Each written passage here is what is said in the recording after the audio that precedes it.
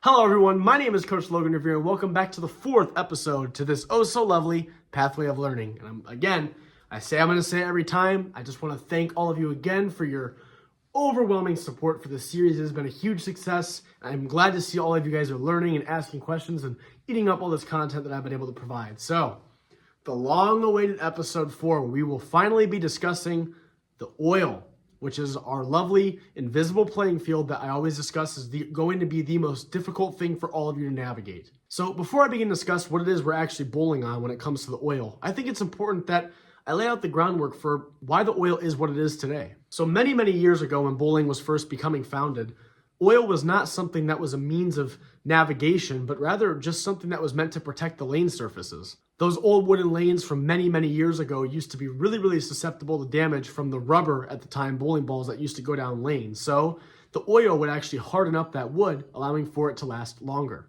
Over time, bowling ball manufacturers began to shy away from the whole rubber bowling ball thing and actually began to start creating different sorts of cover stocks, and bowlers started to realize that there is in fact a science behind this whole lovely sport. The minute bowlers realized this and these manufacturers started to get a hold of plastic balls and started to get more into the reactive stuff, to be honest, many of the bowlers found that the stuff was just too strong. Many of these bowling balls were just so susceptible to friction back then that it made a huge challenge for these bowling centers to find a way to help manage that for all the bowlers. Over time, oil obviously became a lot less of just a remedial thing to keep your things intact, and it instead became a very well-known part of the sport we have today.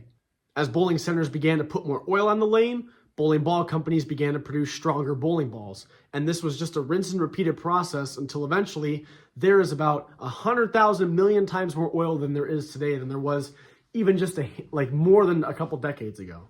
So you're probably wondering, Coach Logan, why are you telling me this? What do I care? It doesn't matter what it was. I think it's important because understanding the history of this kind of stuff helps aid in your understanding of, everything.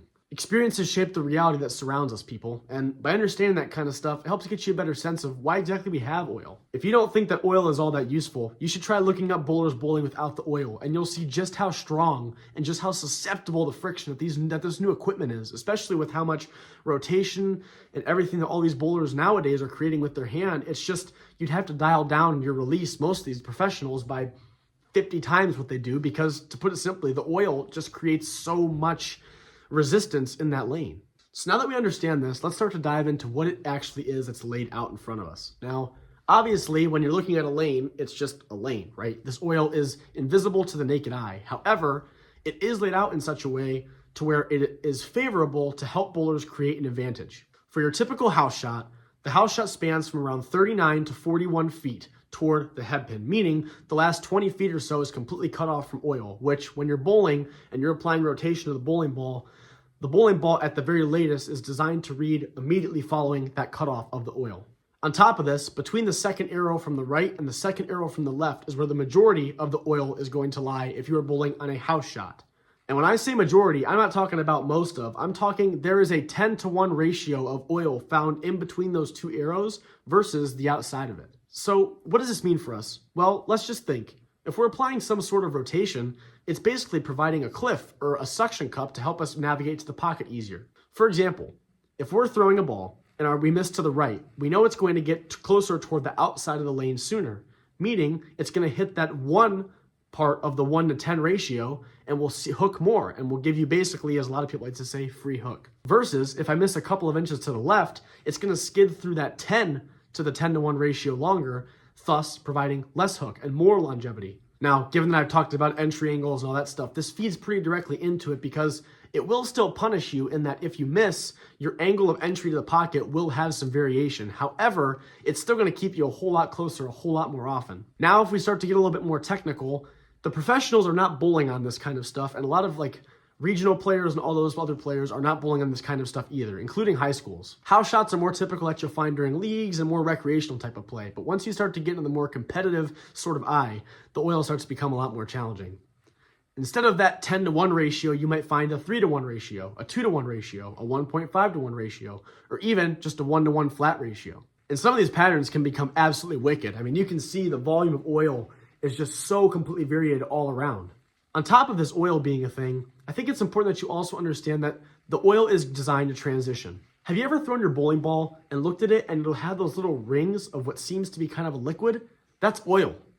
Now, obviously, we'll learn more about this later, but different bowling balls pick up different oil, they redeposit oil, and oil is moving around. The bottom line is, and what I'm trying to get to all of you here, is that you have to realize that you cannot confine yourself to one spot. You have to be willing to adjust to figure out how to get more hook, less hook, better angle of entry, less angle of entry, and so on and so forth. So there'll be a supplementary video after this discussing more like finite adjustments you can make in some very low ball basics that you can know, that you can learn to make sure that you're getting in the right spot more often. However, a very big rule of thumb is to move in the direction of your miss.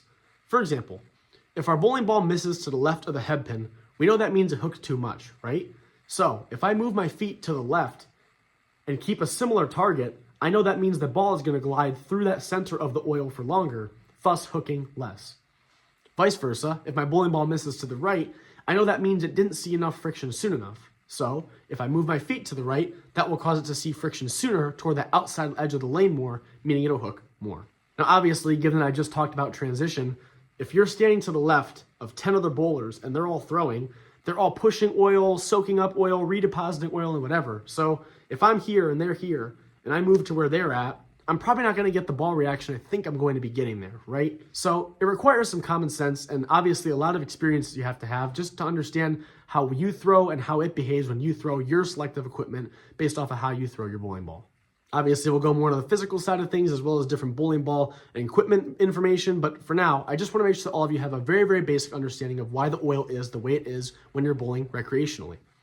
Now, you can certainly use this to your advantage to create more miss room by bowling in certain ways, which I will happily discuss in the difference between offensive and defensive bowling within this next video. The bottom line is, just make sure that your understanding of what it is that's in front of you, especially if you watched the previous episode in this pathway of learning and you know just exactly what these dimensions of the lane look like, then you know dang well you better make sure that you're managing that oil very well based off of the equipment you're using.